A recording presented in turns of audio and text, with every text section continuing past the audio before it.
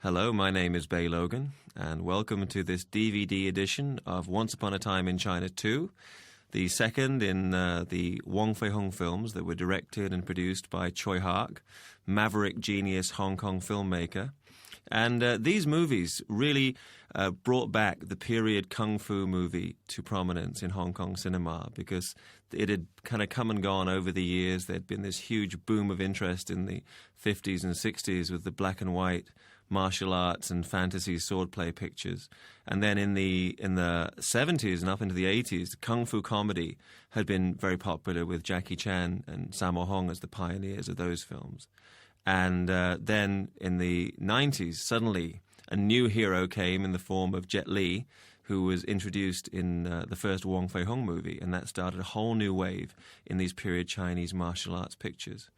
And we have a typically Tsui Hark esoteric opening for the film with this little girl who's representing the White Lotus cult, who are, the prime antagonists of the movie. You notice her shoes with those little cups on. There's actually an element of Chinese tradition in terms of generating magical powers, that the practitioner's feet should never touch the ground. And it's an element of a fight later in the film that there's a battle between Wong Fei-hung and some of the White Lotus kung fu players. And the kung fu players are trying to make sure that they don't touch the ground.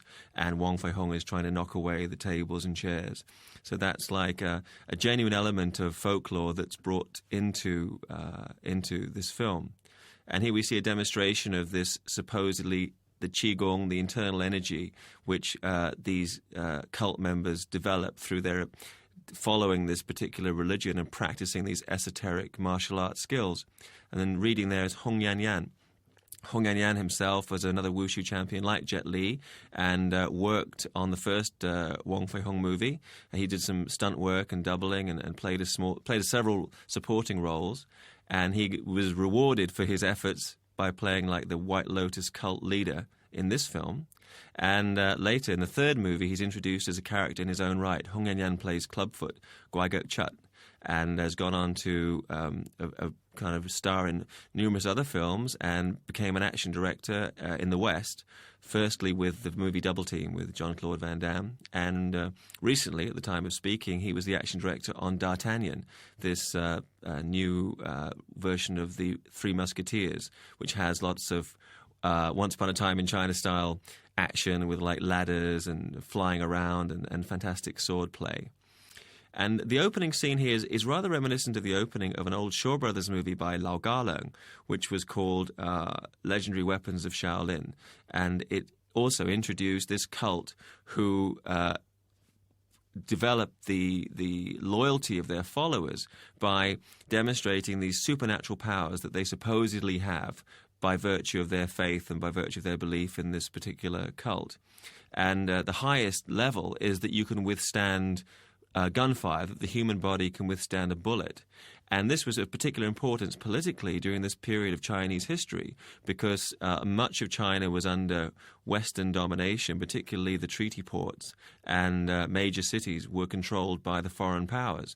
And the main thing that the foreign, even though the Chinese had invented gunpowder, the foreign powers were far more heavily armed. Their battle cruisers were far more heavily armed than the equivalent Chinese vessels.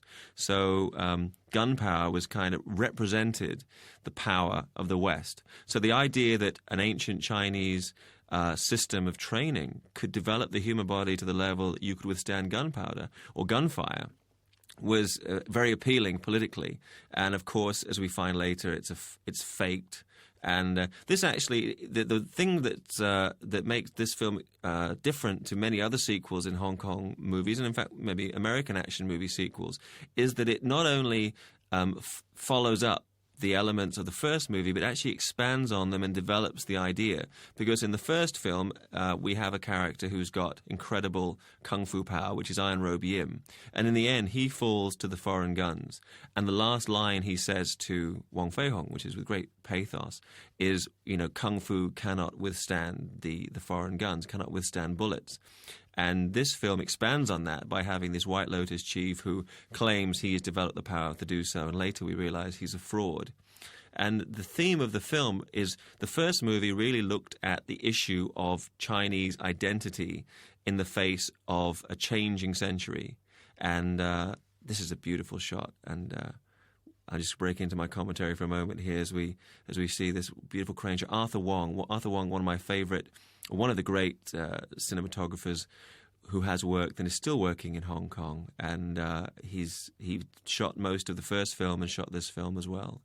An extraordinary ability to shoot intimate scenes and big action sequences.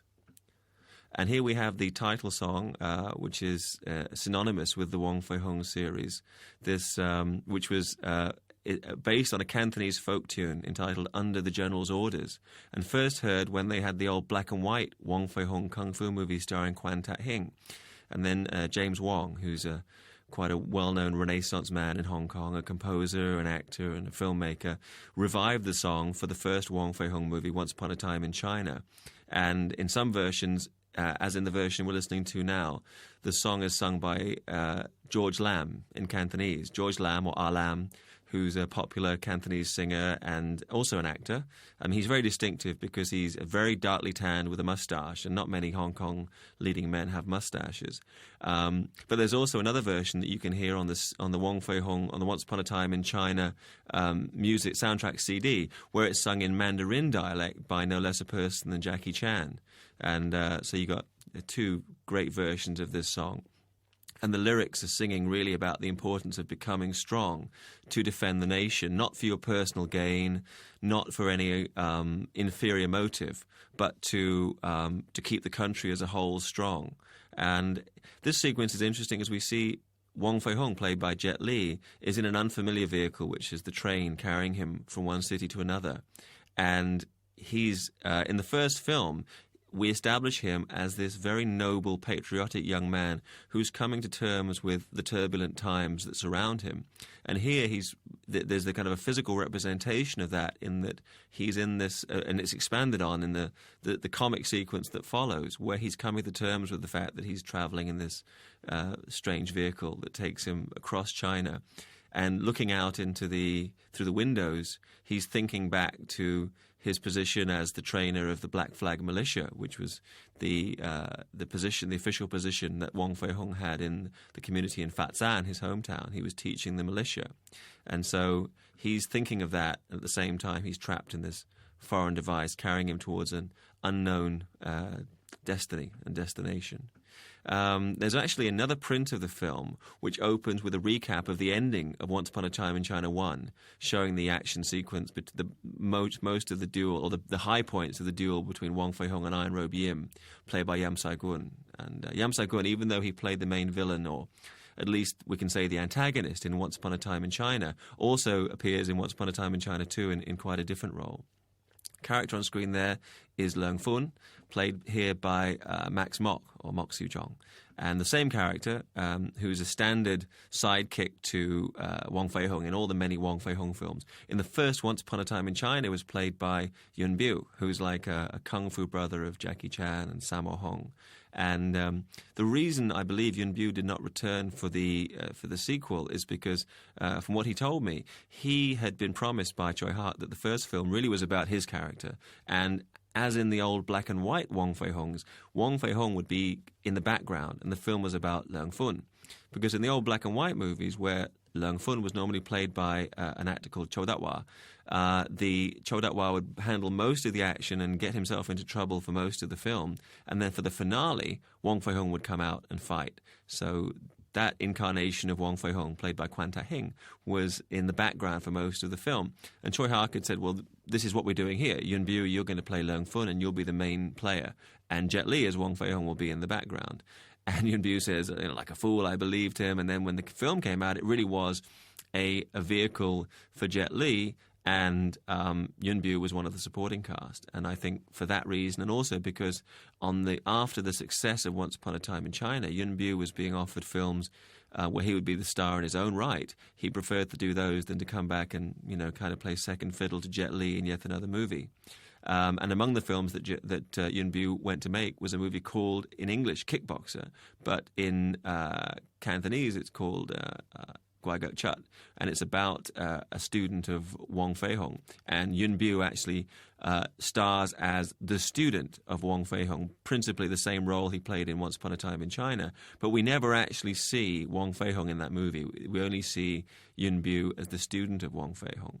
And that was shot a little while after this movie. But it was that kind of film that had taken Yuen Biao away, and he wasn't interested in playing the role again. And Max Mock really made it his own. I mean, he's not a martial arts actor as such. He was a prolific B-movie actor during this period, and he has a much lighter touch to the way he plays scenes. This kind of comic love triangle, if it's even that. I mean, he's admiring the character of 13th Aunt Sapsamyi, played by Rosamund Kwan Chi Lam. And can never say anything about that because there's obviously this unspoken bond between her and Wong Fei-hung.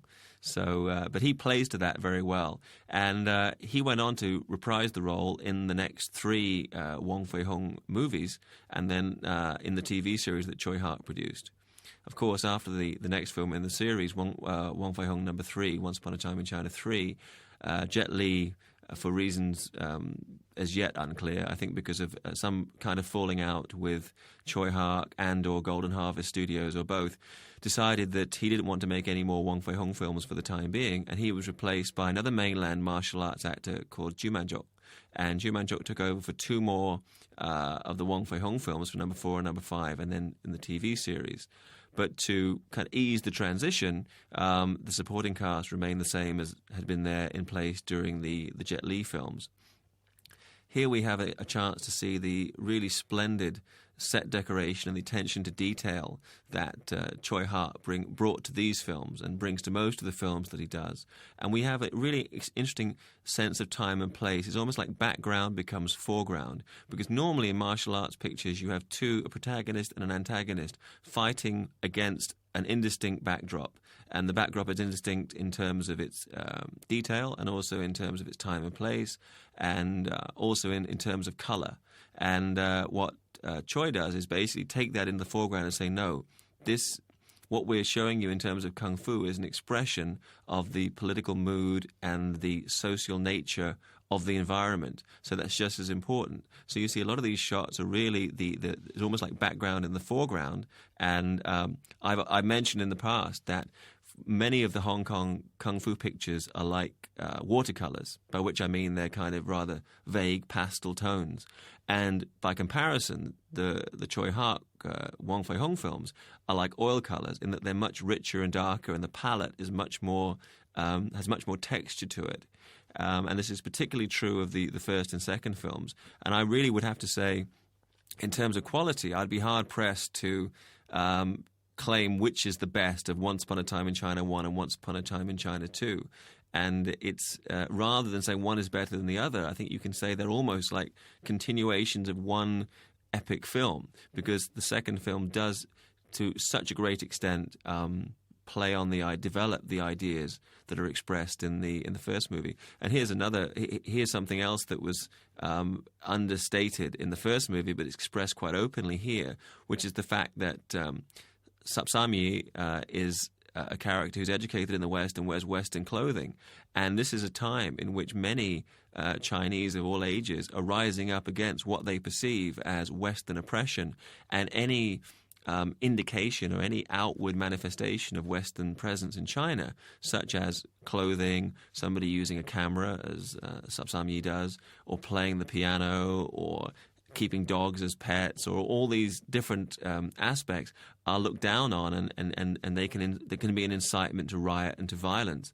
So in the first movie, there was kind of a humorous aspect of people saying, "Well, who's this Western woman?" when they saw Sapsamyi, because she was dressed in foreign clothing. Now we see that she's visibly, physically attacked because of the way she dresses. Here we are at the old Shaw Brothers street set, which has been redressed for these scenes. And I think there's a wonderful, it's not irony, but I think it's certainly, it's quite right and proper that these amazing martial arts pictures, which redefine the genre, should be shot on the same land where the Shaw Brothers movies were shot, because I think the Shaw Brothers films, unfortunately we can't see many of them today, were as groundbreaking in their day, particularly the ones made by people like Lau Ga-leung. Those films were as groundbreaking in their day as the Once Upon a Time in China films are or were in the early 90s. And here we have a street demonstration, like a recruitment drive by the White Lotus cult, which serves two purposes: to raise money to get donations for their cause and to attract followers, and also to incite riot against the Western powers. And you really have there's an old Chinese curse, may you live in interesting times. The implication being that for historians, the most interesting times are those where there's the most danger and bloodshed. And in that case, these are, for southern China, genuinely interesting times, because you have conflict not just between Western and Chinese, but among the Chinese themselves, between the indigenous Han Chinese and between the Manchus who've come in and usurped the Ming emperor and installed the Qing dynasty. And there's conflict between these two groups of the population. And as I mentioned earlier, the camera is perceived as an instrument of the Western oppressors. So as soon as she fires off her flash, she's in big trouble, and in little trouble in big China. And there's Max Mock has to step in and do what he can to defend her. And we're leading up now to, I think, one of the great... It's not an introductory scene because a lot of people have already seen Once Upon a Time in China, but in terms of introducing the character in this film... And I mean, any time I've ever seen this film with a girl, or they've always kind of had a gasp of breath when Jet Li comes running to the rescue. Because I think that, maybe this isn't politically correct, but feminism aside, all women would really love to be in danger like this. And what they want their guy to do is this. They want the guy to come running over the heads of the enemy and just gracefully and powerfully save the day. And leading up now to Yuen Woo-ping, the action director for this film, and had worked on the old black and white Wong Fei-hung films, referencing the old films with the use of the fan, which was a weapon that Kwan Ta-hing had used. The line there, Fat San Wong Fei-hung, which is how Kwan Ta-hing had introduced himself. And this movie, this scene, really shows a different style, more grounded, not the extravagant wire work we'd seen at the end of the first Once Upon a Time in China movie, and really shows Jet Li in his skill as a genuine martial arts champion. And very little wise. And the final pose there, the open-handed pose, also referenced back to the Kwan Ta-hing Wong Fei-hung films. And Kwan Ta-hing basically said, when asked about that he'd invented this pose as less of a challenge, as more as an invitation to somebody else. If you want to attack, and I'll see what your skill is and you'll see mine, rather than a pose that actually implied that Wong Fei-hung wanted to go into battle, wanted to go into action. And I think this sequence here is, in terms of just displaying the precision techniques of Jet Li in short-range combat, is probably the best sequence in the whole of the Once Upon a Time in China series, because many of the other fights do rely on wire work and all the other wonderful tricks that Hong Kong action filmmakers have devised to enhance the action. Understandably so, because, I mean, you're looking at an industry where for over 40 years they've been making martial arts action pictures. So in the famous words of Bruce Lee, look at that, Arthur Wong there, this is a wonderful way to state who a character is, standing there with the fan and the flag flapping in the background. But going back to what I was saying, as in the words of Bruce Lee, a punch is just a punch and a kick is just a kick. And it's hard to think of ways in which you can film them in a new and imaginative way that the audience will go, gee, I've never seen that before. And it's to the credit of Tsui Hark and Tsui Hark working in conjunction with Yuen Woo-ping that in these films, and of course in many other martial arts pictures of this era, they succeeded in showing martial arts techniques and displaying martial arts in a way that had not been displayed before. So let's talk a little bit about the historical Wong Fei-hung, because people always ask me about the character, and I myself am a martial arts practitioner, and he's actually my great grandmaster. So for that, if for no other reason, I've undertaken a certain amount of research into who Wong Fei-hung was. And one thing I found is actually that who people believe Wong Fei-hung to be, it matters more in terms of his power as a cultural icon than who he actually was historically. Because really very little is known about the historical Wong Fei-hung. We know that he was a martial arts practitioner living in or around the southern town of Fat San. He's actually a surprisingly contemporary figure. I mean, he died in the early part of the 20th century. He trained the Black Flag Militia, who were a very patriotic local regiment, who were pro-Ming dynasty. So there was indeed that conflict between the forces of the Manchus and of the Han peoples that I mentioned earlier. And what's probably the most important thing about him in contemporary terms is the fact that among his students was this gentleman called Lam Sai-wing, who was a pork butcher and the subject of the film The Magnificent Butcher, which starred Sammo Hung. And Lam Sai-wing, who had studied the Hung-gar Kung Fu style, the Kung Fu system, which was taught by Wong Fei-hung, moved to Hong Kong and opened a martial arts school there, a guan, as we say, a martial arts school in Hong Kong. And it was in an area which is now called Hollywood Road. So I guess it's appropriate that so many movies have been made about Wong Fei-hung, because his student really made... And Lam Sai-wing kind of made the name of Wong Fei-hung because nobody in Hong Kong had actually really seen or experienced Wong Fei-hung as such, but they had heard these stories from his student. And I think it's a natural thing, if you are the student of a martial arts master, that when you talk about your own instructor, you'll present him in the best light and you'll talk about him in the best way. So the image of Wong Fei-hung grew through the stories that Lam Sai-wing told his students. And among Lam Sai-wing's students was a gentleman called Lau Chan, who was, apart from being a kung fu enthusiast, also a respected comedy actor. And he had two sons, one of whom was several sons, the oldest of which was Lau Ga-leung. Lau Ga-leung became in time one of the foremost action directors and actually a martial arts movie actor at Shaw Brothers. So that lineage came down from the traditional Wong Fei-hung, the real Wong Fei-hung, to the films, and of course to the present day. Lau Ga-wing, the brother of Lau Ga-leung, was one of the action directors on the first Once Upon a Time in China movie.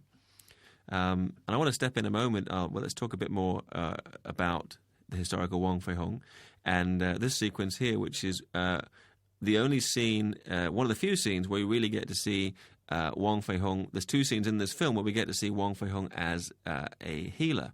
And it might seem odd, perhaps, to Western audiences to think of the fact that this martial arts master is by profession a doctor. But the two professions went hand in hand, and it would be very unlikely and unusual in this period of Chinese history to have somebody who was a kung fu master who was not also an expert in medicine.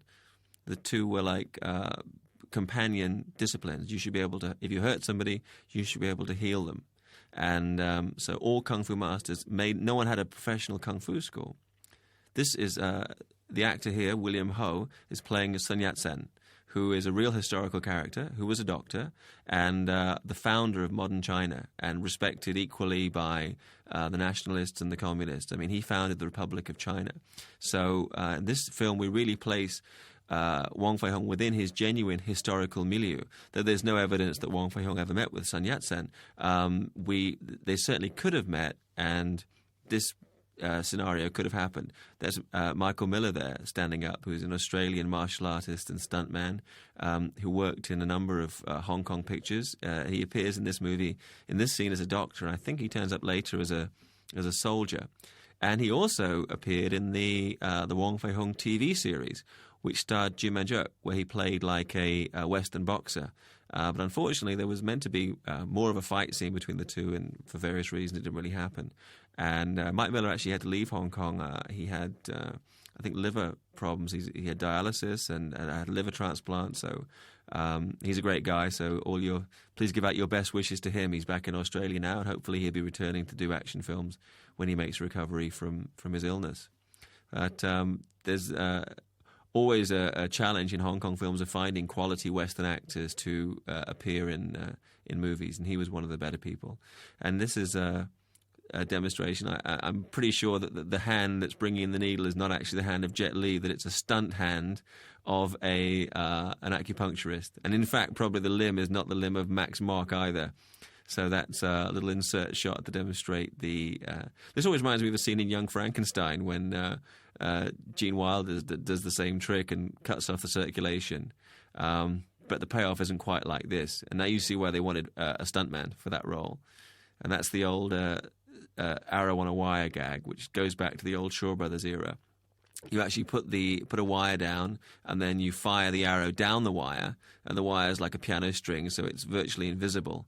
And you can even do it with burning arrows as well. But that means that you can have somebody really quite close to the incoming arrow, and they'll be perfectly safe. Like with Max here, it looks like he's going to get his ears burned off. But because all of the arrows are firmly attached to wires, he's safe unless he moves his head. And that has happened. But in this instance, I think he was okay. And we have a further example here of the anti-Western sentiments and this Congress of Western doctors being attacked by the White Lotus cult members. And again, a continuation of a theme from Once Upon a Time in China, where there was a kind of understated antagonism. And obviously by the time of the events in the second film, it's become more outspoken, and the political situation has worsened. And Sun Yat-sen has actually been depicted in a number of Hong Kong movies, and normally in Chinese films he's depicted with great respect, because he was indeed an emancipator and a great thinker, and somebody who's still held in high respect by most Chinese people as the father of the nation. And of course his revolution and his foundation of the Republic began in Hong Kong, which is why one of the reasons that Hong Kong is always regarded as given its geographical position and its size, is regarded as a very important place in the scheme of things in terms of the development of China as a whole. The whole of the foundation of the Republic, which led to the current regime, started in Hong Kong. This also happened in the first movie. There was a scene when Rosamund Kwan was the character of Sapsam Yi was actually changing and is spied on by Leung Fun, and in this movie it's actually Wong Fei-hung who accidentally stumbles in on her.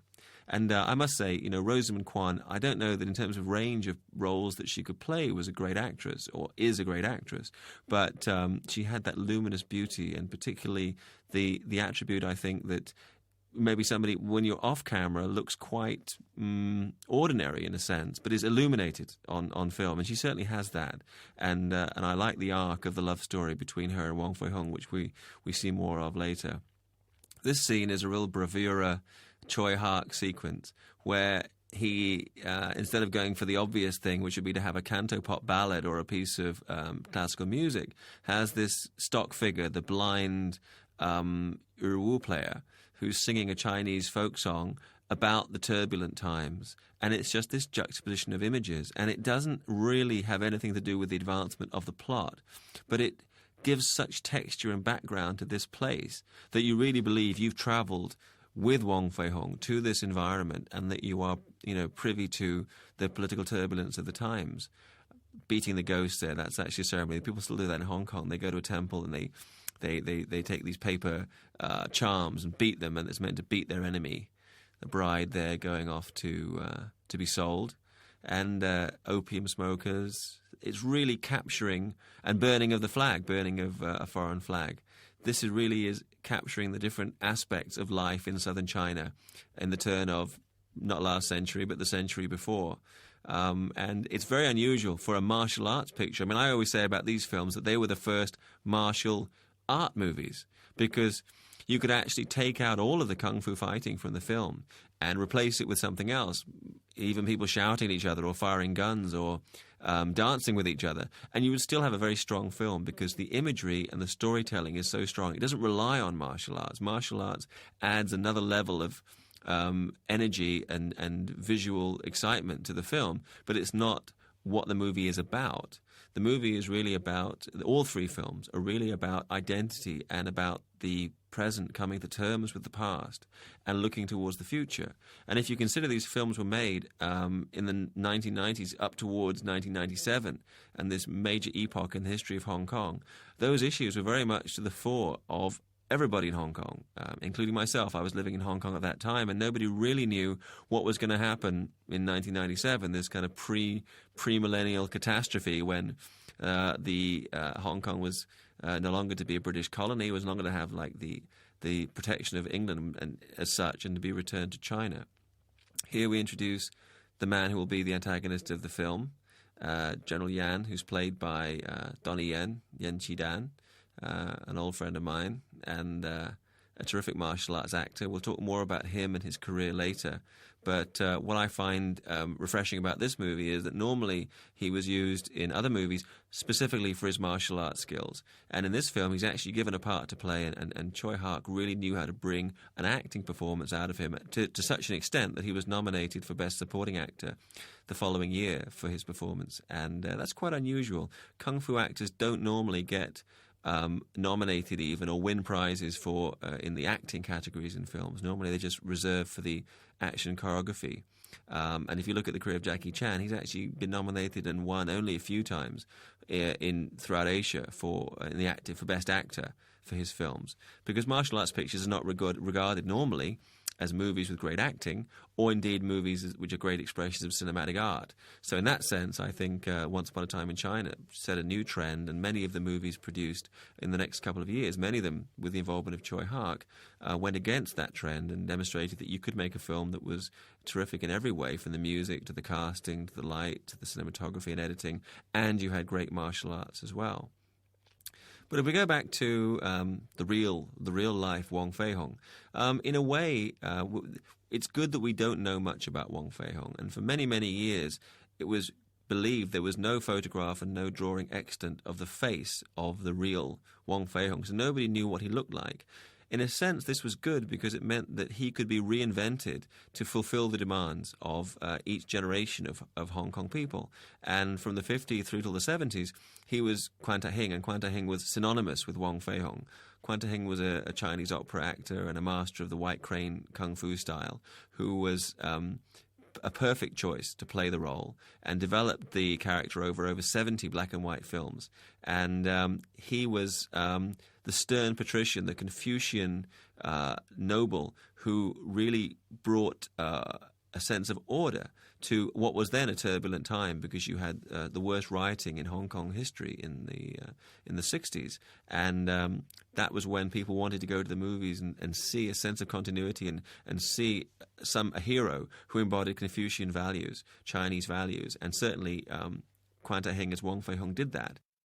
Then in the 70s, you had a more mischievous interpretation of the character from Jackie Chan, and also because he was starring in the movie Drunken Master, where you saw Wong Fei-hung as a mischievous young boy. And let's just look at this moment here. You see one of the few moments where Jet Li really shows some technique that approximates the Hung Gar style, the southern Chinese martial arts that the real Wong Fei-hung was a master of. Because Jet Li himself is actually a master of northern Chinese martial arts. So there's sometimes I would say, a dichotomy between the skills that he has as a martial artist and, in terms of the historical Wong Fei-hung, the techniques that one would expect Wong Fei-hung to use. So here we see the actual grappling hand techniques of Hung Gar, because Yuen Wo-ping, who's the action director, is a master of all styles. He's not really a martial arts practitioner as such, but he knows every style and knows how to communicate it on screen. And he's that I think is his strength. And I mean, he was the action director on The Matrix and more recently on Crouching Tiger, Hidden Dragon, where, of course, style is less important than the visualization of how you show the movement of martial art on screen. This is another idea continued from the first Wong Fei-hung film, where you may remember Sam Yi was actually fitting Wong Fei-hung for a Western-style suit, and she watches the shadow on the wall, and she can't touch his face, so she touches the shadow. And here they're practicing their Kam Na Sao, and she can never dance with him, can never be intimate with him, but she watches the shadows and imagines that they can be this way. Because the dynamics of the relationship are that, though they're not blood relatives, she is, by the convoluted relationships that Chinese families often have, his 13th aunt. And therefore, according to tradition, they can never have any relationship other than the fact that he should respect her as a nephew would respect his auntie. So obviously you have this conflict between the social mores and the nature of their feelings for each other. And coming up, we have another atmospheric scene introducing Donnie Yen's character. And it's interesting the way that Tsui Hark does build him up, because normally, as I mentioned earlier, he just basically enters kicking. And here we actually see this player who's in the shadows. We're not quite sure at this stage his motivations. And the character is actually not a black and white bad guy, good guy. He's somebody pursuing a political agenda which is in line with the government that he serves. So you can't really typify him as a stereotypical kung fu movie bad guy. In the first Once Upon a Time in China, we had a string quartet, and here we have a whole string section. So, as ever, Tsui Hark's expanding on the ideas from the first film to the second, and they're actually playing the same piece of music. And last time they were just playing in a restaurant, and here we actually have Western people performing these kind of courtly dances. I don't know where they found so many ballroom dancers. It's very hard finding Western extras who can walk straight and chew gum at the same time. So full power to the casting director. And we're about to go right into the nest of the local Manchu officers. And I don't often mention costuming, but if you look at the robes here by wardrobe master Chow Kok Poi, the detail in the embroidery is really wonderful. Look at that shoulder there, which is very prominent in the shot. Here we see Donnie Yen, and coming around to see none other than Yam Sai-gun, who was the main fighting villain of the first movie. So here you see them face to face, the main fighting antagonists of Once Upon a Time in China 1 and Once Upon a Time in China 2.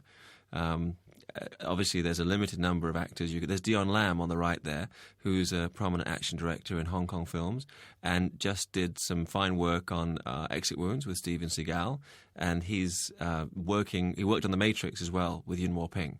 So this is an early collaboration between the two. Yuen Woo-ping obviously made his name in the West with his work on The Matrix. And Dion was himself an action actor and stuntman for many years, and a choreographer, and kind of an additional member of the Yun's action family.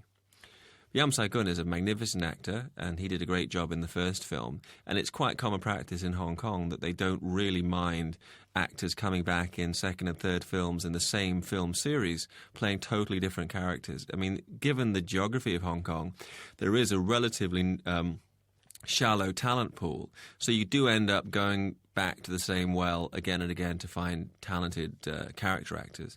And so people sometimes complain, you see the same faces again and again. And the reason for that is that you need to maintain a certain level of consistency to the performances. So there's only a certain number of people that you could hire.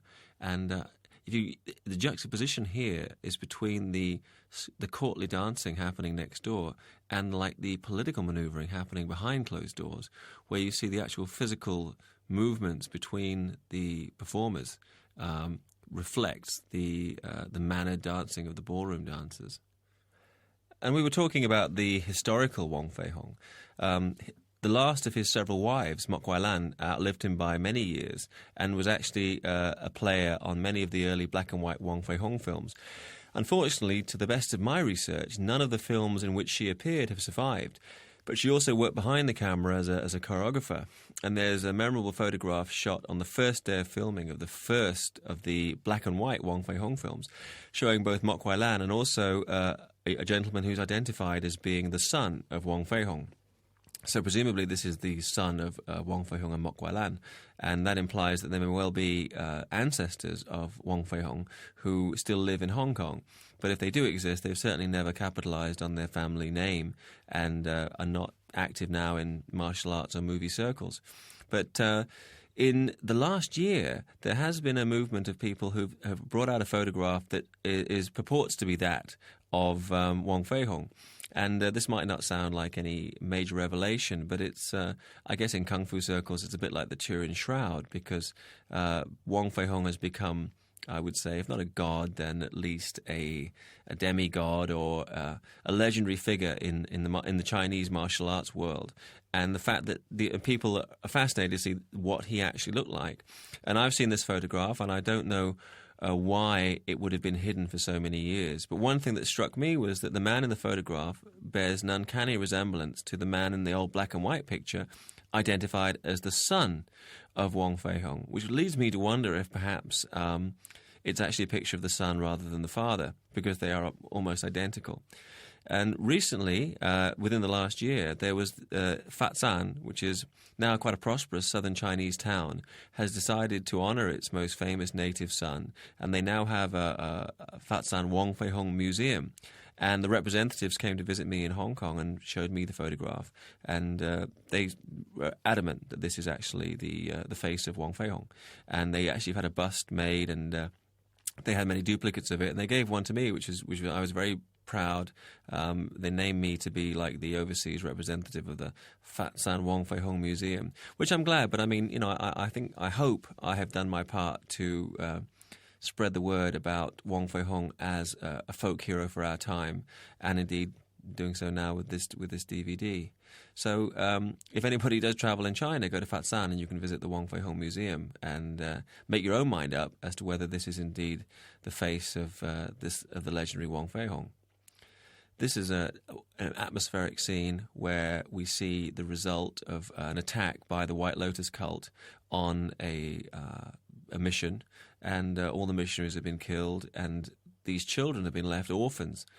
And the statement that Tsui Hark is making here, I think, is about the fact that whatever the greater goals of politics, the innocents are always, the first casualty of war is innocence, and the first people to suffer innocence, like these children we see here. And I think he maybe is relating this to his own experience, because he was a child of Indochina and was born there and spent his formative years there in a time of great hardship, about which he's been reluctant to speak openly, but I think informs a lot of his work. And we see in there both the fact that he reveres the innocence of childhood, and also that he has an abhorrence of the horrors that can be inflicted on people by anybody with a political doctrine which allows for no human feeling. So even these films, I mean, not to give too deep an interpretation of them, are really about people fighting to come to terms with their own humanity in the face of political and social pressures. And I think this is a recurring theme in the work of Tsui Hark. And I mentioned the changing faces of Wong Fei-hung, who for many years had no face, so he could look like anybody. And for most of the latter part of the 20th century, he looked like Kwan Ta-hing. And then in the 70s, we had Jackie Chan playing the role in Drunken Master, and he brought this mischievous element. There's also a couple of neglected films, Challenge of the Masters and a Martial Club, which were Shaw Brothers films, featuring the young Wong Fei-hung. And they were really prototypes for, not just for the Drunken Master films, but also for Wong Fei-hung. The first Wong Fei-hung, the Tsui Hark Once Upon a Time in China movie, because they depicted a young Wong Fei-hung who's a noble, upright young man who's living in complicated times. They were played more for comedy, but interesting depictions of Wong Fei-hung and evidence that he really is a perennial Chinese folk hero who can be reinterpreted in many different ways. And when he was reinterpreted by Tsui Hark, it was at a time when Hong Kong faced its greatest challenge, so it perhaps needed its greatest hero. And this took the form of Wong Fei-hung, played by Jet Li, and it's the role really Jet Li was born to play. This actor there is David Chiang, or Kung Da-wei, who is a veteran Shaw Brothers actor, a mainstay of the Shaw Brothers martial arts movies. And films of his that have been distributed in the West include New One-Armed Swordsman, and probably the most widely seen of his films is Legend of the Seven Gold Vampires, also known as The Seven Brothers Meet Dracula.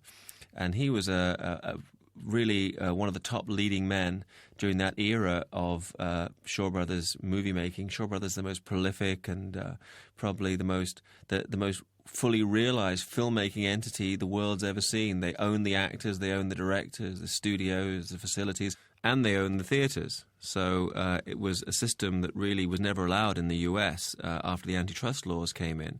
But Shaw Brothers continued, and they dominated the industry for the 60s and the 70s.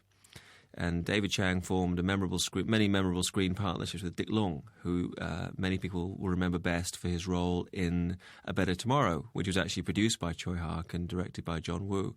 And many of the people who made a name for themselves as kung fu actors went on to become successful and respected dramatic actors when the kung fu boom the kung fu movie boom kind of faded away in the early part of the 70s.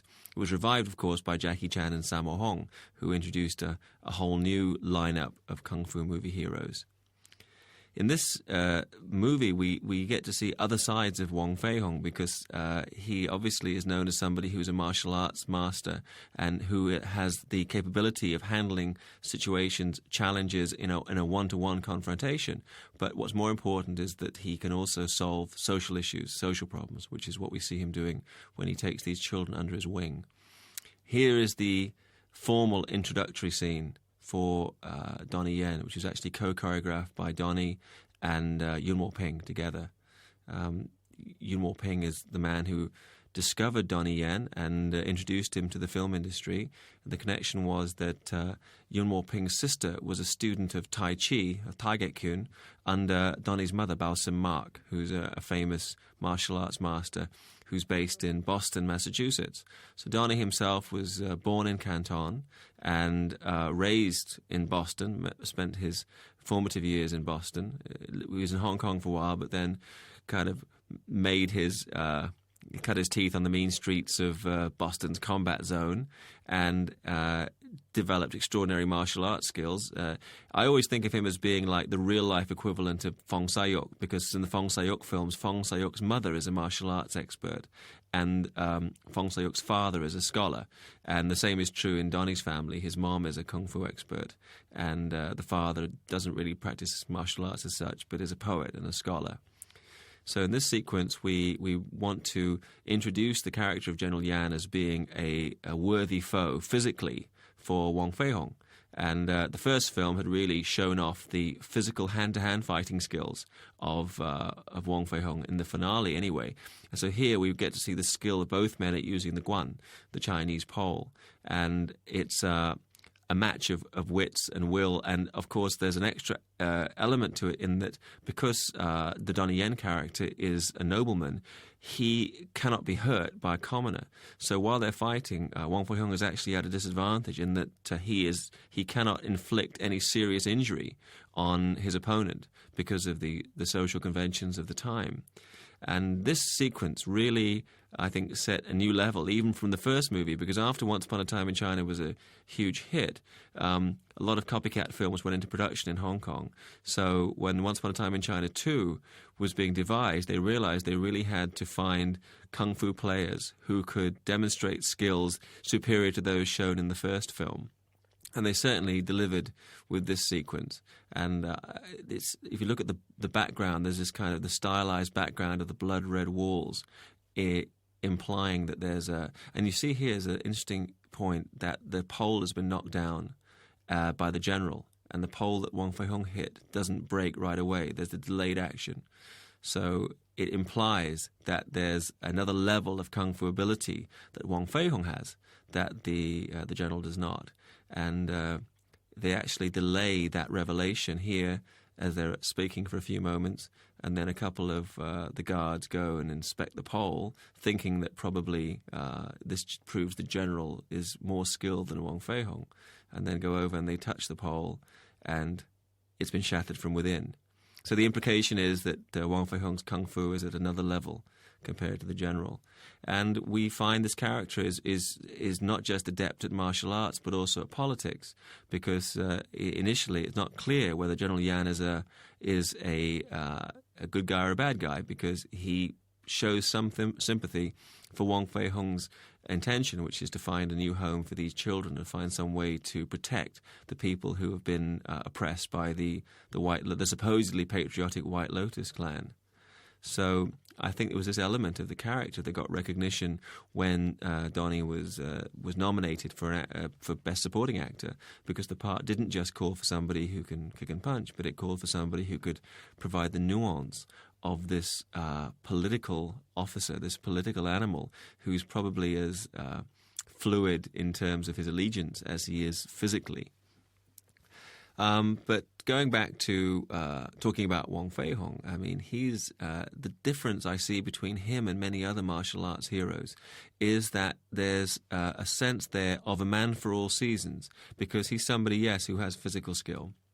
He's also somebody who places great weight on spiritual development, and on proper ways of behavior, of etiquette in all walks of life, in wherever you find yourself in society. He's always a martial arts master, even when he's not fighting somebody. Whereas, both in movies and in the real world, we often find people who are very adept at martial arts, but don't really apply the same value system to their everyday lives. And I'm not saying that everybody, myself included, can necessarily live to those high standards, but at least the Wong Fei-hung character, as epitomized by Jet Li, is somebody who says this is the moral and right way to live your life if you're and to be strong internally and externally.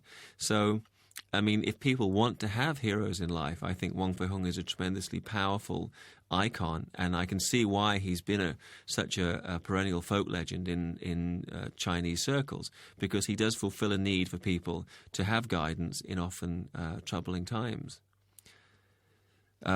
This sequence, again, plays to something we saw in the first film, with the fact that quite often with the colonial powers ruling large sections of China, Chinese cannot make themselves understood. So here you have a standoff between them and these guards at a British embassy. And, of course, neither of the Chinese can speak English, even though this is China. And there's a line in Fist of Legend, Jengmo Yinghong, the remake of Fist of Fury that Jet Li made, when he goes to visit the Japanese dojo and somebody says, you can't come in here, and he says, I'm Chinese, and on Chinese soil a Chinese can go anywhere. And I think Jet really has taken on that mantle of being a patriotic hero. And here's David Chang's character, Kung Da Wei's character, steps in and obviously can speak English and pave the way. He's one of the aides to Sun Yat-sen, and also a medical doctor, and more a man of the world than Wong Fei-hung. Wong Fei-hung is always depicted in these films as being a man slightly out of step with times.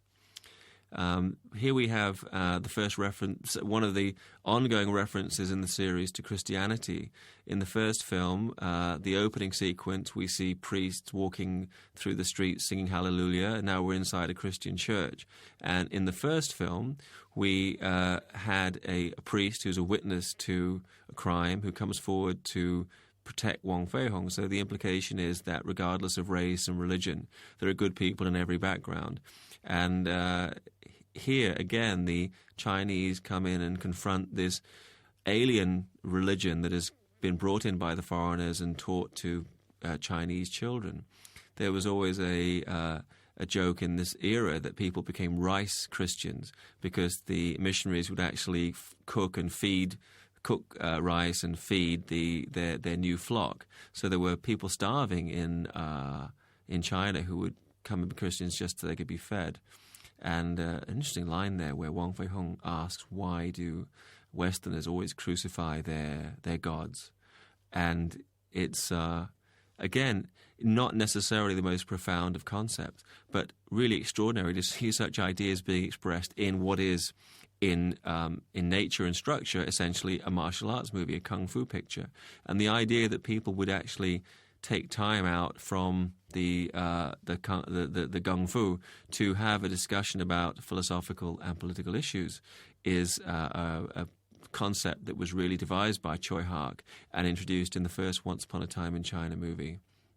Here we have the embassy under attack, and the man at the foreground there is Paul Foneroff, who's a Mandarin and Cantonese speaker, speaks both languages far better than I do, and reads and writes Chinese, and is a long-time critic of Hong Kong films. He's a film reviewer and the author of several books on the subject, and has a massive collection of Hong Kong movie memorabilia. He's fascinated, I think, by the Shanghai era of Chinese filmmaking, when the industry was based in Shanghai, and by the 1930s Hong Kong movies. And though he's playing a British officer in this film, he's actually an American from Cleveland, so he has an American accent when he speaks English. So he was dubbed for this film, and he's often cast as these antagonistic characters in films. Westerners tend to be either police inspectors, kind of stern police inspectors, or drug dealers, or idiotic tourists. So anybody who's based in Hong Kong and wants to be in films ends up getting cast in those roles. But Paul did a book of reviews, and I have to say, for somebody who's made a living out of working in Hong Kong, he didn't really like many of the films. He had a whole book of all the reviews, all the films he'd seen for like a 15-year period. I think he liked about 5 of them. So he obviously sets a very high standard for Hong Kong filmmakers. Sun Yat-sen's character to the fore there, and the actor William Ho is an esteemed mainland Chinese actor. He's actually from China, and achieved his greatest fame on television. He was the star of a series, My Fair Princess, which it was a huge hit everywhere in Asia, everywhere in Hong Kong and Taiwan and China a couple of years ago, and introduced a girl called Chu-mei, who's the lead in the new Stephen Chow Sing-chi movie, which is called Shaolin Soccer. And the burning cross outside is kind of a twist, because normally I think we associate burning crosses with the Ku Klux Klan and the oppression of black people, or at least non-white people, by white supremacist groups in the deep south of America.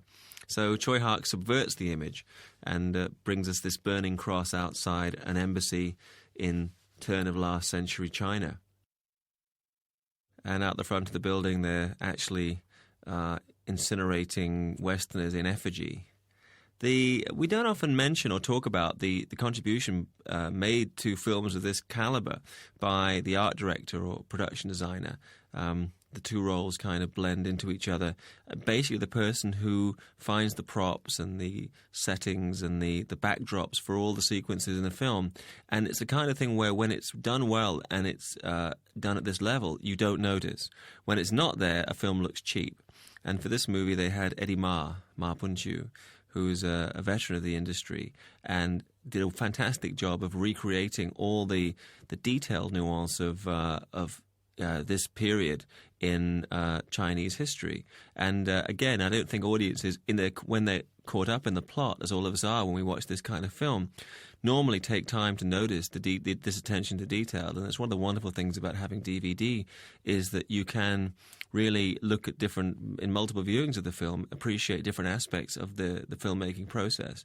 And I certainly think both Once Upon a Time in China and its sequel, the movie we're looking at now, are fine examples of the way that you can really have a strong narrative and fantastic martial arts action sequences, and every other aspect of the film is also very, at the highest level as well. And here on the soundtrack we hear Under the General's Orders again, really for the first time played in all its glory, the Wong Fei-hung theme. And this time it's not illustrating his martial arts skill, but his skills as a Chinese doctor. And this version of the music is the one that was heard back in the old Kwan Tat-hing films. So it refers back to that patriarchal Confucian interpretation of the character. And here we have Wong Fei-hung working side by side with Sun Yat-sen. Sun Yat-sen had been an expert in Western medicine, so he's demonstrating Western surgical techniques, whereas Wong Fei-hung is demonstrating acupuncture and the skills that have been developed in the East. And this exchange of ideas, but it's fascinating to have a juxtaposition between Wong Fei-hung and real-life historical characters. God, I hate watching people get injected. I just hate needles in a bad way. That's why I never go for acupuncture. But they continued this in the other films. In the third movie in the series, we get Jet Li meeting the Dowager Empress, who was obviously probably the key political player in the China of this era. And then when we go to Wong Fei-hung number 6, though I know Jet Li resists calling Once Upon a Time in China and America Wong Fei-hung number 6. It was the 6th film in the series. We have Wong Fei-hung meeting Billy the Kid. So this was an ongoing theme. And I've always, felt it was a shame they couldn't do one more and actually bring Wong Fei-hung to London during this period of English history and have him meet some different characters in England. Maybe they yet will. There's an interesting story there, because Sun Yat-sen was actually travelled to London during his campaign to get political support internationally for the formation of the Republic, and was kidnapped. And there's a setting there, I think, for a story which would actually continue the events seen in this picture. You see the invasion now of the embassy by the White Lotus clan, And it's really the shoes on the other foot, because in the first film, we saw the Chinese people being blown away by Western gunmen, by Western soldiers. And now there's a change. Obviously, there's a reversal of fortune here, where the Westerners are under siege. And again, it's a point well worth making, that if you're caught in the line of fire, it doesn't matter what nationality you are. If you're on the wrong side of politics, then a bullet is still a bullet. And in this film, the ideas that were developed in Wong Fei-hung in Once Upon a Time in China are further developed and expanded on. And as ever, Tsui Hark puts together a team of scriptwriters. And if you look at the lineup, it's almost like a Hollywood movie. You have the screenplay by Lei Wei-man and created by Chow Gin-mun.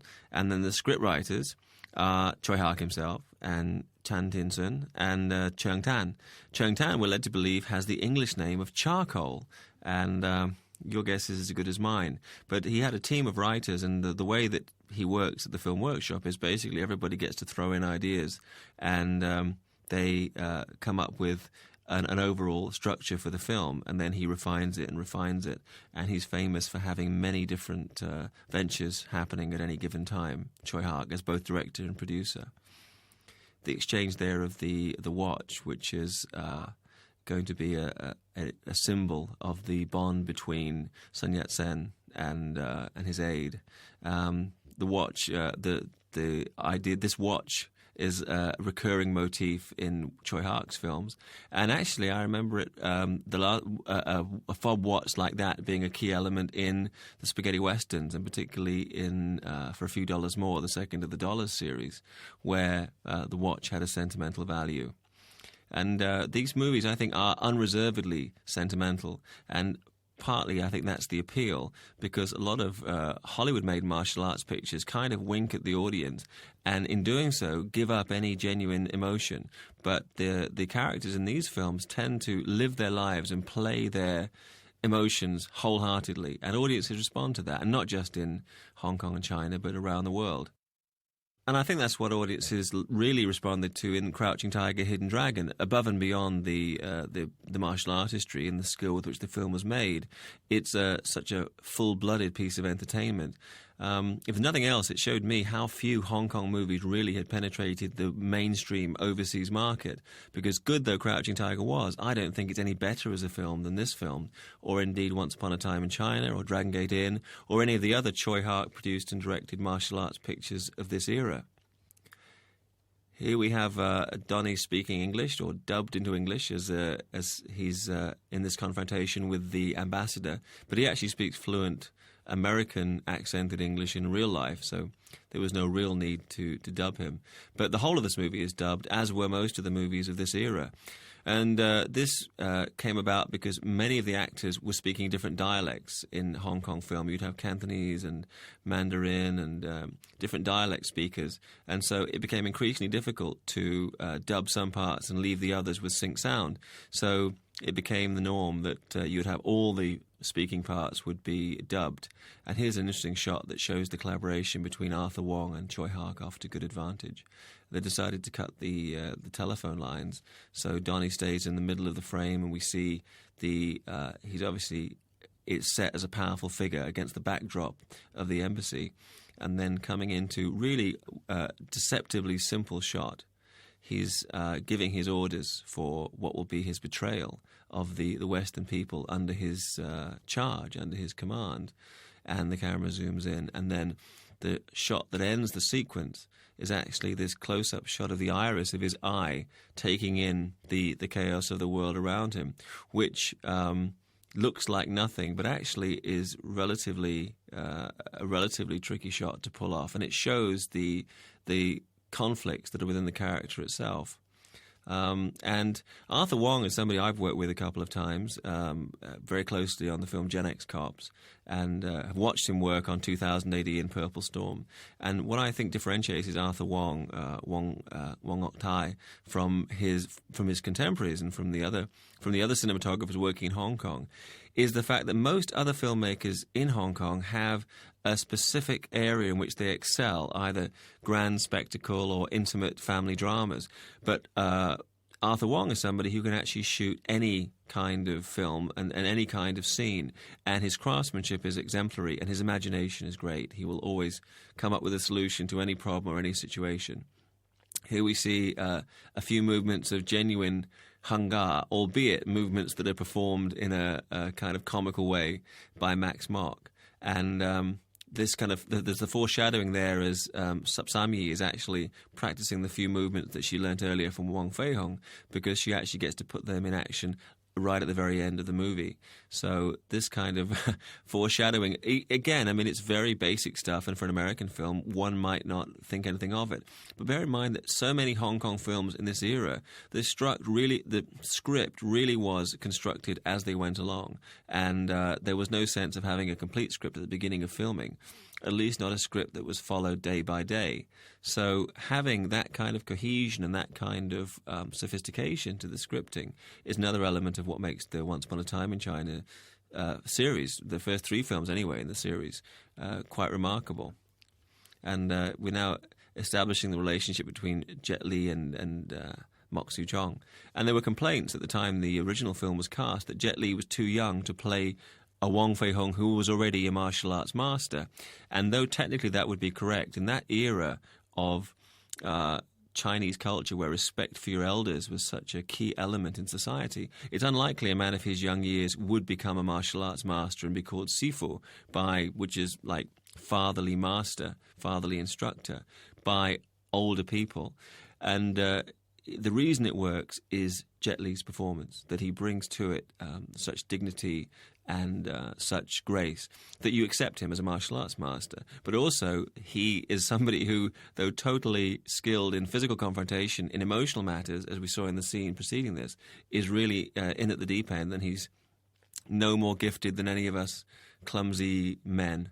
And Max's punishment is to sit in horse stance, which is one of the key positions of the Hung Gar style, as any practitioner of southern Chinese martial arts will tell you.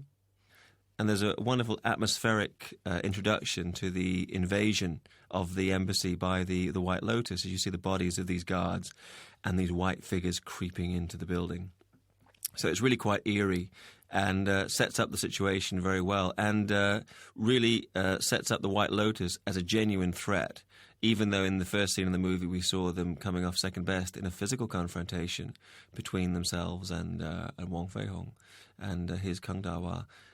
Kung Da-wei is oblivious to the danger as these men sneak through. Notice that they're armed with bows and arrows rather than rifles, because, of course, their cult doesn't believe in the power of the gun. They believe that their beliefs make them invulnerable to gunfire. So they're armed primarily with swords and bows and arrows. And here, David Chang's character, in a meditation, really, about the conflict between East and West. And then he, of course, is somebody educated and raised in Western culture, so he puts his faith in the gun. So he's armed with a handgun, which he uses several times through the film. And now the reveal that these guys have actually been stabbed, slow motion there as David Chang grabs the stopwatch. And then always in these movies, somehow Tsui Hark manages to bring lighter moments out of the very serious drama and danger. And the fact that the characters are genuinely in peril, he always manages to bring lighter moments in. And indeed, these terrific visual images, like these guards running out with the cross, and the lighting of the sequence really adds so much to the atmosphere of the fact that this is an invasion by fanatics, and it doesn't matter what stripe fanatics are, they're equally terrifying, particularly when they threaten the innocents, as they do in this case. And now we'll have as soon as Wong Fei-hung himself comes into battle, you have the signature soundtrack, the Wong Fei-hung music comes in to accompany him going into battle, which has been which I think has been an element of the Wong Fei-hung films since they were first instituted back in 1949, when the first Wong Fei-hung film, The True Story of Wong Fei-hung, was shot. And people have said, wow, this character has got superhuman martial arts abilities. And that's absolutely true. But I mean, the reality is that they have just taken the concept of martial arts training one step beyond. And this is, of course, was something that they did in The Matrix as well, but that was justified by the fact that you were in like an alternate universe.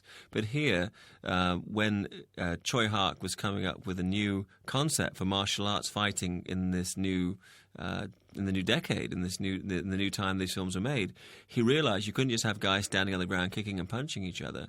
So you had to extrapolate from that and say, what if martial arts gave you powers that were just a few beats above, that you became like an Olympic athlete, and even beyond an Olympic athlete, you could perform physical feats that were just on the verge of just beyond the possible. What would you be able to do? And that became the starting point. So whereas a real martial arts master can jump in the air and kick two people, in these movies, with the aid of wires and doubles and all the other things they have, expert martial arts experts jump up and kick any number of opponents without having to land on the ground. And here's the most inappropriate use of a crucifix since The Graduate with Dustin Hoffman. I think you might remember at the end of that film. He used a crucifix to good effect. I think he was warding off the relatives of the woman he planned to run away with. And again, some more rooted action there from Jet Li, by which I mean he's not flying around on a wire. You actually get to see the grace and power of his genuine martial arts techniques. First time we see Wong Fei-hung on a horse. There were horses in the background of the first film, but they weren't involved in the action. And interesting to set an encounter on horseback inside, because normally these things are played out on the battlefield or on Great Plains. And again, I think the first time ever the use of a crucifix by a martial arts hero in a kung fu picture. And Donnie Yen's about to make a return appearance.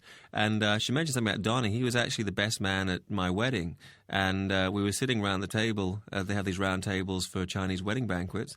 And Paul Fonaroff was there, the guy that plays the British ambassador in this film. And we had a couple of stuntmen and another Western actor called Mark King. And we all realized midway through dinner, after we had a few drinks, that all of us had been killed at least once in one movie by Donnie Yen, and some of them, myself included, had been killed several times by him. And here we were sitting having dinner with the guy. But because he always, played a good guy, or in this instance, a kind of ambivalent bad guy, we were Westerners, we always ended up on the receiving end, as indeed poor Paul does in this scene, where he gets killed off by Donnie, and he succumbs to, like, the eagle claw strike. He kicked me through a wall in Circus Kids, so I died that way. And in TV's Fist of Fury, he chops me in the neck. So he obviously has a thing about killing off his Western co-stars. But we drank a toast to revenge, and we're waiting for a movie we're going to make when all of us Westerners get together and give him the eagle claw and the throat chop and all that stuff. Hasn't happened yet, but we're working on it. One of my favourite scenes coming up in the series, which defines the relationship. Look at Rosamund, isn't she so beautiful in this shot? Arthur knows how to shoot her. And she says to him, I know you think he's your aunt, but you're always the man in my heart. And look at his reaction. He's just the great martial arts master, but he's lost for words because she's dared to come out and say what they've both been feeling. And it's shot in these close-ups, and it's just wonderful. And this is what I mean by people having a luminous nature on camera that belies how they might look in the real world. And also this wonderful dichotomy in the character of Wong Fei-hung between somebody who, in physical terms, is totally adequate and totally skilled and a supreme master, but in emotional terms is really undeveloped and has to be kind of, his emotional life has to be stirred by this amazing woman who, unfortunately, in Chinese terms, is his aunt. And it adds another level to the character and adds another level to the film that they develop this the love story. And also there's a conflict because there's a sense of how can we have a love story? How can we have a romance get in the way of the mission that we have to fulfill politically, which is, in this instance, is delivering a notebook full of names of Republic leaders to Sun Yat-sen. And so now this shot where he calls her by her real name. and she turns back and recognizes that he's never called her anything but 13th aunt before. And then she's going to leave, and we have this great reaction from Jet Li. And then she's going into the shadows. He's a wonderful actor, Jet Li, and his reaction shot here is nice. And the way that Arthur lights this stuff is so good. He has a warmth when he's working in close-up in those kind of intimate scenes. And I have to say, though, she is probably the least effective, least convincing woman dressed as a guy in the history of Hong Kong film. It's a recurring conceit that they dress up women, often fighting women, as men, going back to the days of Fa Mot Lan, I suppose, like in the Disney movie Mulan.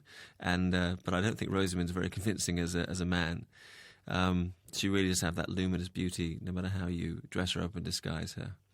You may remember that she was also a leading player in Jackie Chan's film Police Story, and she's been a veteran of the Hong Kong film industry. She's faded a bit from the scene in recent years, though she still turns up in TV ads and in ad campaigns for beauty products. But in terms of a movie career, she kind of ran out of steam towards the end of the 90s, and I think the thing about Rosamund is, though she has great beauty, she was not somebody with a great range as an actress. So she was she was going to play the ingenue in film after film and just basically play these wallflower roles. And obviously that must be frustrating after a certain amount of time, and she moved on to other things. She did have a brief stab at being a singer. Most Hong Kong actors at one time or the other have to have a go at singing, no matter how good they are. Even Chow Yun-fat brought an album out quite a few years ago now. But Rosamund Kwan did. I met her in Taipei when she was launching her singing career, but it never really took off. And now we're back at the White Lotus Temple with this sweet little girl. And the little girl with the heavy makeup, that is actually a character that you see at festive parades and certain times of the year, carried normally a long way off the ground. They normally carry these made up and beautifully dressed little girls on poles. And I guess they never fall off, but it's particularly if you're a parent and you look up, it's quite nerve-wracking. And it's meant to be the embodiment of a specific deity, of a specific Chinese deity. And this character or this figure is like the May Queen in Western terms, and these great atmospheric shots from of the temple. We establish at the beginning that it's a place where this legion gathers to celebrate their particular faith and to plot the overthrow of the Western powers and the return of China to the Chinese. And we established that at the beginning of the movie, and now we're back with Wong Fei-hung pretending that he wishes to become a member of the sect. And, of course, the sect leaders are not going to be taken in by this and realize and feel this is their opportunity to get rid of their most powerful adversary. And all the movements that you see here, the burning of the fu is the paper parchment, the paper scroll. These are all actual elements of Chinese ritual.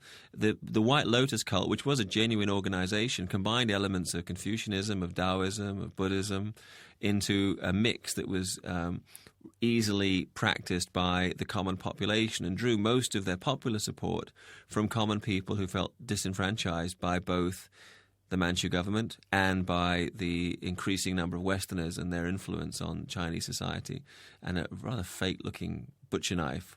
But it's in the film, it's enough of a threat that now they're going to drive it down into the neck of Wong Fei-hung, and so at this particular moment, he has to go into action. The theme strikes up that the Wong Fei-hung score, and leading into this incredible action sequence. And it's his skill is juxtaposed with the reactions of David Chang, who's concerned about the political implications of Chinese fighting Chinese, because most of the people in the White Lotus are not evil. They've just been misled by this charismatic cult leader, and they're not the enemy. But now the circumstance is such that we have to see a confrontation of a hero against a misguided mob. And this sequence really gets to show the full range of the new choreography. And here's the trademark weapon of Wong Fei-hung, which is the umbrella. This was first seen in the old black and white Wong Fei-hung films. Quan Ta Hing always used to use an umbrella. An umbrella in Chinese culture is an example of somebody who's respected, who's like a master of a specific discipline. It also turns up in Buddhist symbolism as one of the emblems of Buddhism, and as well as its practical application for keeping off the rain. An umbrella is also seen as an emblem of warding off evil, and certainly in this instance it's used to that good effect, though I'm sure they got through any number of stunt umbrellas in this sequence. Traditionally, of course, they would be using like a bamboo with rice paper umbrella. But for the films, and in going back to the black and white films, it was actually a very westernized version of the umbrella that was used. And it's in this instance, we really see one man fighting a mob and realizing the sheer weight of numbers against him, and constantly having to change strategy to stay one step ahead of the enemy that confronts him. And there's also, I think, a political understatement here by Tsui Hark that in China the problem is not necessarily the individual nature of people, but the fact they can so easily, an idea can so easily inspire people to behave in this way, and so you have this wave of humanity. Individually, they're not bad people, but they are just consumed by an idea, by the ethics of the cult. The umbrella is destroyed, which is a symbol that he's now genuinely in danger. And David Chang steps in now with the handgun, which is ironic, really, because the main these White Lotus cults, the main idea of the cult is that they're impervious to bullets, but evidently no one's going to step up and get shot to prove that theory.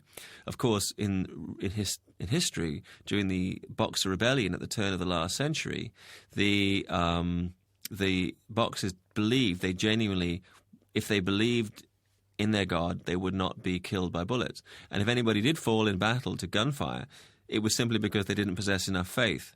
So they were covered either way.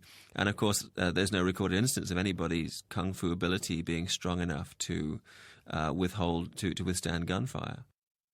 And for those of you not familiar with the Boxer Rebellion, it was actually a real historical event whereby, under the leadership of various cult leaders, large sections of the Chinese youth attacked the legations and the consuls in Beijing in an attempt to drive out the foreign powers. And they believed they would be able to do so because they were inspired by traditional Chinese deities and therefore empowered with skills far beyond those that the Westerners had.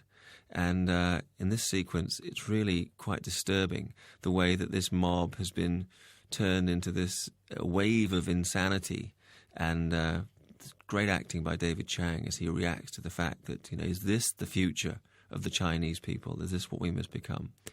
And now with this blood on his brow, Jet goes to the next level. Wong Fei-hung goes to the next level, pretending to have been possessed by the spirit of the god that the White Lotus serve, in order to make himself even more formidable as an opponent for these people. And he's claiming that they've actually they've parted from the true way. And you get a rare chance here to see the weapon skills of Jet Li as he twirls this gim or straight sword around. Two kinds of sword in Chinese martial arts. The dou. The dou basically is a knife, and that's the broader blade that you see used by by regular foot soldiers and by martial artists. The gim is actually the sword. The dou is like a knife, a thick-bladed weapon, and the gim is like the épée or the fencing foil in Europe. So what the weapon that Jet Li has here is a gim, and normally used by gentlemen, and even scholars would carry a gim as a symbol of their nature, but not necessarily for use as a martial arts weapon. Here we have the martial arts fighters, the leader of the White Lotus clan, come out to do battle, played, as I mentioned earlier, by Hung Yan, who had a long relationship with Jet Li in the Wong Fei-hung movies, before going on to make a career for himself, both as a character actor and co-leading man, and more recently as an action director. Here he comes in through this wonderful burst of blue light, and he's got incredible, as you see, these incredible gymnastic skills. And as he summons the spirit of the god, it's an element of the practice that he not touch the ground. And the higher he is from the ground, compared to the people around him, the more pure his transmission is. So this sets up this. The audience in Asia would already know of this. So this sets up the rationale behind the ensuing fight, in which Wong Fei-hung, having dispensed with the lieutenants of the White Lotus clan, takes the fight to the next level. It goes up to the on top of the piled tables to fight with the leader of the clan. And the weapon that the guys were using on the ground, by the way, was the butterfly knives, the short handle blade, the wu dip do. And this is the kind of extravagant martial arts action sequence that you never get to see in anything but a Hong Kong martial arts picture. And makes you realize that when you look at this film, if you look at the other martial arts pictures being made in the early 90s in America, it makes you realize how far behind the choreographers were. But I remember American action directors and choreographers telling me very seriously that this style of action filmmaking would never sell with the mainstream American market, the mainstream international market, that they still wanted American-style action with big muscly guys with guns and big John Wayne punches.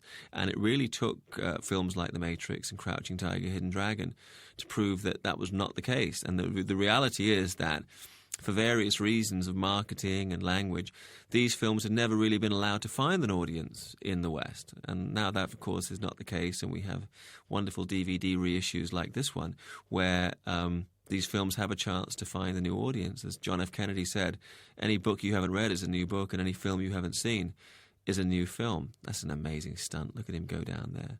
And the great thing about Hung Yan-Yan is that, apart from being a capable character actor, he is such an amazing stuntman. He can do a lot of this stuff. Now you see the juxtaposition that Jet Li's actually at a higher level to Hung Yan-Yan's character, which means that he's winning the duel because the whoever's highest has the highest degree of power. And there he is up at the signboard, the Chanpai, and the head of the clan is losing his balance.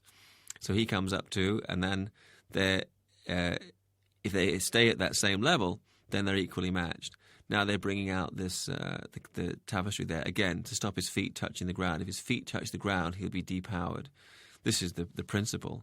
But in most Chinese martial art movies, the Lotus clan leaders, or the people with this kind of power, in recent years have been depicted as fakes. And here you see, again, the slaughter of the innocents, as the little girl who led the White Lotus into battle has been hit by a stray bullet. And this is an interesting confrontation, because on the first film, when Jet was injured, he was doubled for a number of scenes by Hung Yan-Yan. And here we actually have the two of them colliding. And these sequences, when you consider the fact that, even though that they are played back in slow motion, actually happen in real time. So the flying bodies are actually moving very fast indeed. The precision, the timing, not to mention the courage involved to execute these kind of scenes is really breathtaking. And it really boggles the mind how Yuen Woo-ping, after all these many, many years of making martial arts action films, can still come on the set and find something new, something the audience has not seen before. And more to the point, communicate that and find performers who can actually execute the movement that he wants. And Jet, returning to that, the classic open-palmed Wong Fei-hung stance. This action, like many of the action scenes, is part of a tapestry. And they actually set it within that framework, so that it's within the temple with an audience below. So it's not just two guys against a plain background showing off their techniques. There we see the Mo Yin Gek, the shadowless kick, which is like the classic Wong Fei-hung technique. And it's something is actually a part of the Hung Gar style, or the style that was taught by Wong Fei-hung, and is also a key element of these films, and it's been depicted in different ways in different movies. But in the Wong Fei-hung films, it's kind of, in the Once Upon a Time in China films, the Mo Yin Gek is this series of kicks performed in midair, obviously with the aid of a wire in the real world.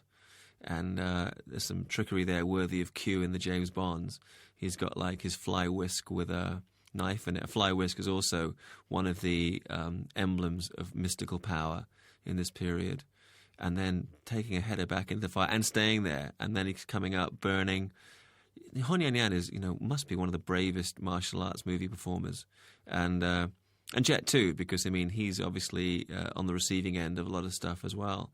And it's now going into slow motion here so that we can highlight the grace of the technique and the foot coming up. And again, really bringing you into the action so that you juxtapose, you go back and forward between the action in tableau and the action in close-up. And there's a moment towards the end of the battle where Jet believes, where Wong Fei-hung actually begins to believe for a moment that maybe they really have these powers they say they have, because David Chang fires and they strike the chest of the White Lotus leader, and he seems to be impervious to power. So there's that moment of doubt. Maybe they really have these powers. And it's kind of, if they do, then Wong Fei-hung and David Chang are like on the wrong side. And he flies back. And then finally, he gets the point. And then in this next shot, the trickery is revealed, that it's a metal plate. And it's like, the great Oz revealed. And a message, I think, from Tsui Hark, put not your faith in princes. Particularly don't put your faith in cult leaders blindly. Don't blindly follow anybody. So now this mass are left without a leader, and it's been proved that this faith in which they've put all of their energy and all their commitment was a sham, and they're left leaderless. And of course it's in that environment that dictators of every stripe find their following. And just a footnote to talk about the White Lotus cult. They are actually familiar figures in some of the old Shaw Brothers movies.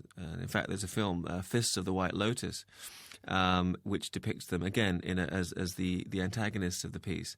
And in that movie, Law Leet plays the venerable Bai Mei, who's the head of the White Lotus cult. And Bai Mei, the white eyebrow monk, is depicted as a Taoist master and the great enemy of Shaolin. And so this I remember when I met Tsui Hark years before he did the first of the Wong Fei-hung films, and he was talking about his plans, and he said he wanted to find an old black and white movie and kind of update it the same way that Giorgio Moroder had updated Metropolis. Because I don't know if you remember, but back in the 80s, I think it was, Giorgio Moroder, who was the great Europop maestro, had bought the rights to the classic Fritz Lang film Metropolis and done it with a kind of day-glow colours and given it a new soundtrack and got Freddie Mercury to sing on it and all these things. And Tsui Hark had seen that, was inspired by it, and thought, well, he would do something similar, buy up an old movie, maybe an old Wong Fei-hung film or one of the old Buddha Palm movies, a fantastique film, a Hong Kong action fantasy, and do the same kind of treatment, adding in colour and music.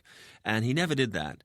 And I think that concept was applied to the old black and white Wong Fei-hung films, and that became, in fact, the old kung fu movies in general. And that became the Once Upon a Time in China series and the other films that he did, because, there was a whole run of movies in this era that were produced by Tsui Hark, inspired by older Chinese martial arts pictures, where he did, in a sense, update them and use them as like the source material, as like the etching onto which he drew the more detailed picture and the contemporary version of these age-old tales. So, in a sense, the prophecy did come true. And here we have the tragic death of a patriot as David Chang's character is gunned down by the Manchu soldiers. And this key plot point, they have to destroy this notebook. And running through these in this dying house, which is, I guess, is an interesting play on words, that he's going to pass away in a dying house. And great angle shot here of the action. Also subtracts away from the fact that Max Mark is actually having to use a double for that quick bit of action where he takes out some of the Manchu troops. for those who don't know, the Manchu were actually a foreign race who invaded China with the support of insurgents within China and overthrew the Ming dynasty and established the Qing. And most kung fu pictures are set around that time of conflict between a usurper race, a race of, or a regime that has usurped the proper order of things, which is the Manchu-led Qing dynasty, and the Ming, who are still the Han people of China. So this conflict is the basis of most of the kung fu pictures that you've seen, but in most movies it's not to the fore, it's basically the background. Though many of the Shaw Brothers films, you see the Shaolin warriors being depicted as being heroes of the Ming fighting against the Manchu, who were normally depicted as masters of northern Chinese martial arts styles, whereas the heroic Shaolin warriors were southern Chinese martial arts style masters. And a chance now again to see the enhanced skill of Jet Li. And the reality is you can't just put anybody into traditional wear and do this kind of action, even though it is enhanced by special effects and wires, because what makes it work for Jet is the fact that he can do so much himself without any. He is a special effect. He doesn't need special effects. But when you get to that certain point, you believe his character can perform this way. And if you just take a regular actor, character actor, and have him do it, the audience will not accept it. With Jet, I think they do, because they can see what he can do for real. So when the action sequences go beyond the possible, it's believable. And now whereas the first fight between General Yan and Wong Fei-hung was really a training match, this is life or death. And as ever with Yuen Wo-ping and indeed with Tsui Hark, the environment itself becomes a key element in the action.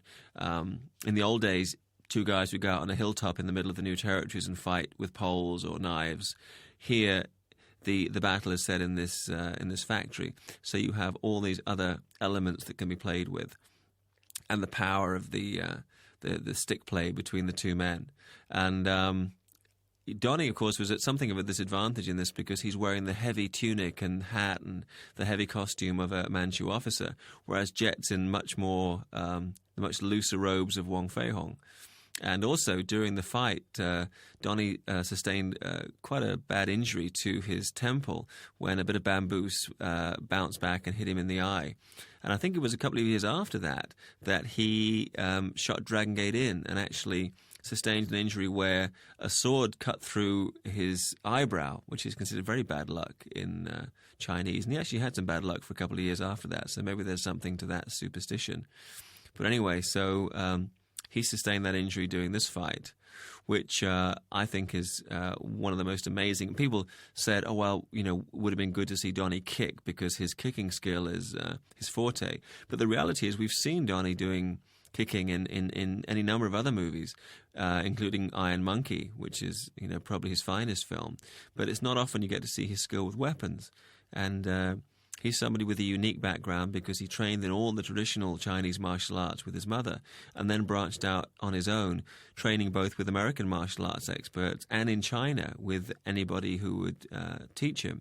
And he was constantly in conflict with his martial art masters in China because he was looking for new ways to do things and wouldn't settle for the constraints of the established way. And a telling moment here, and a moment that kind of turns the tide of battle, because Wong Fei-hung reacts to the death of his friend and fellow patriot, and then when he goes back into the fray, he's less concerned with giving quarter to his opponent. As I mentioned in the earlier fight, Wong Fei-hung is forced to hold back because of the social gap between the two of them, that the character Donnie plays as a warlord, and I mean is a member of the nobility. So if he's injured by a commoner, that would mean a severe penalty for not just for Wong Fei-hung but also for Wong Fei-hung's family, as per the laws of the time. And this next sequence incredibly complicated. I mean, it's hard enough to construct a fight sequence with two men using a single pole at a single time, but here, when they go into action, the timing necessary to execute the fight with double sticks, with these four sticks flying, is really something, and a testimony to the physical skills of Jet Li and Donnie Yen. And again, using the environment to add another level to the energy of the movements, and also to make it different from the many thousands of martial arts weapons fights we've seen in the Hong Kong movies over the last 50 years or so. And it really is it's staggering to see the grace and energy, and you can see now why these films have developed a worldwide cult following. When you've had a chance for Western audiences to see this kind of action compared to the more mundane Hollywood martial arts movie, no wonder they would choose Jet Li and Donnie Yen over any of the guys who are doing films in Hollywood. And no wonder that those same people called upon Yuen Woo-ping and Dion and all the others to go over to Hollywood and show them how to give their action sequences the same kind of quality. Coming back to Max Mock, who's burning pages as fast as possible. I don't know why he doesn't just throw the whole book in, but I guess that gives it the ticking clock of Wong Fei-hung having to hold off General Lian until he gets the chance to escape. And then, again, this plays back to earlier where Wong Fei-hung did the kind of delayed bamboo break. In the first fight, the bamboo pole didn't break until after he'd stepped away, and now he applies the same technique here. And that's a wonderful shot there of Wong Fei-hung as seen through the falling dust.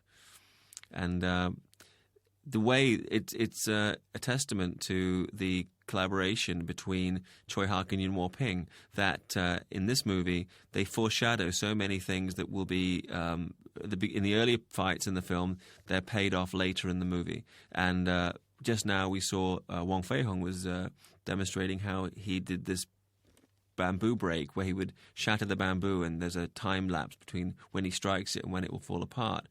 And the first time we see the general training his martial arts, he's using a length of rope, a wet rope, to develop his skill with the staff. So in the upcoming duel, he applies the same weapon. So the audience has actually been forewarned as to what his skills are. So people don't just develop ability or suddenly demonstrate skill out of left field.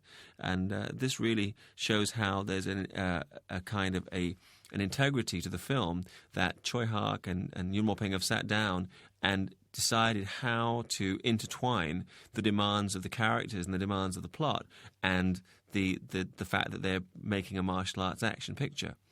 So this final duel now, in most films of the genre, after you had the stick fight, that would have been it.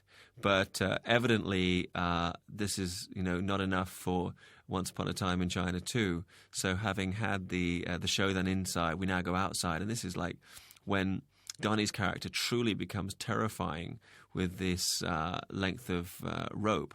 And I remember speaking to a producer in America who couldn't remember anything else about the film, but that in the finale, for one time, it genuinely seemed that the bad guy was going to kill the hero because he would just seem so formidable. Whereas I think it's true to say in most martial arts pictures, though you might appreciate the physicality of the stars, you never genuinely feel that the hero is in danger, because from the opening reel, I mean, this was something that Bruce Lee brought in. From the opening reel, you knew that the martial arts star of the movie was going to emerge victorious. It was how he did it. And that movement we saw just a few moments ago, the twirling around the neck, is a classical movement from the wushu, from Mosat, the Chinese traditional martial art that's been it's now the National Sport of China. It's like traditional martial arts updated for a new century as a performance art. And this was something that on the east coast of America, Donnie's mother, Bao Sim Mak, made popular.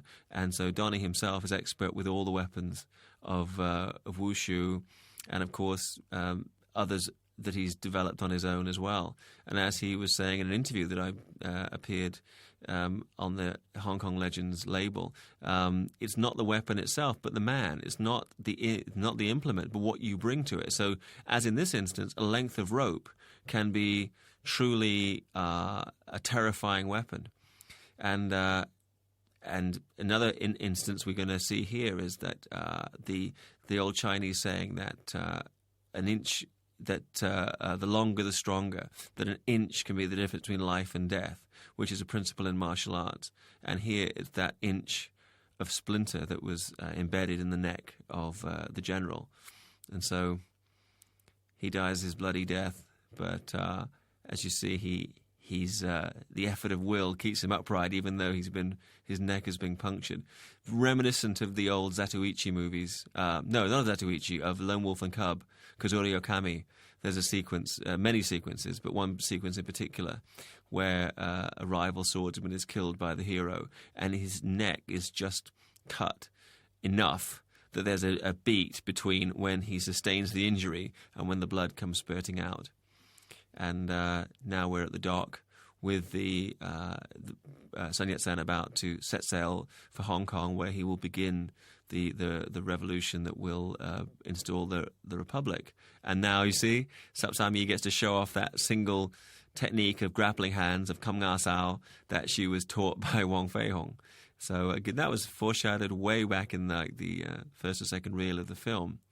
And the boat set sail, and we're just in time for Wong Fei-hung to throw over what will be a key element, a key image in the history of China, and he's throwing over the flag of the Republic, which to Western audiences probably doesn't really have relevance, but the Chinese audiences, it was a key image in their history of the changing of time between a corrupt imperial era and what in the time of Republic seemed to be a time of hope. Whether subsequent Chinese politics has borne out that hope or not, I leave in the mind and heart of the viewer. But in this instance, anyway, I think there's a certain sense of tragedy in that from this flag flows the hope for a new China, for what was then a new century. And we also leave the love story. It's been advanced a couple of steps, but still not resolved. And that's something that will take place in the third film in the Once Upon a Time in China series. And the last chance to see the beauty of Rosamund Kwan as this steamship sails away. It looks like something that should be sailing down the Mississippi, doesn't it, with that big wheel and sailing off into the sunset. And that's it for Once Upon a Time in China 2. What an amazing film. And one of the very few instances where a sequel fully lives up to and in some ways exceeds the quality of the original. I mean, on every level, as a martial arts picture, as a drama, as a love story, as an example of fight choreography, cinematography, music, Wong Fei-hung number 2, Once Upon a Time in China 2 delivers. And here's that stirring theme song in the Mandarin version by none other than Jackie Chan, who, of course, himself played Wong Fei-hung in Drunken Master and Drunken Master 2. And for those of you who get hold of the soundtrack, there's actually two versions. There's a Mandarin version with a chorus and the Mandarin version sung by Jackie. And you can only get the George Lam version, the Cantonese version, on Lam's own CD. So it was never released as part of the soundtrack, primarily because Mandarin is still the spoken language in China and in Taiwan, which is a big market for any Hong Kong CD release or soundtrack CD release. And it's been a pleasure for me to pay homage to my great grandmaster in the Hung Gar style, and to maybe point out some aspects of the film. So this is Bey Logan signing off. Thanks for listening. It's been a great pleasure to watch this film again with you, and I hope some of the things I talked about were of some interest. And I hope I'll be doing further DVDs in the future. Thank you. Joy again. Goodbye.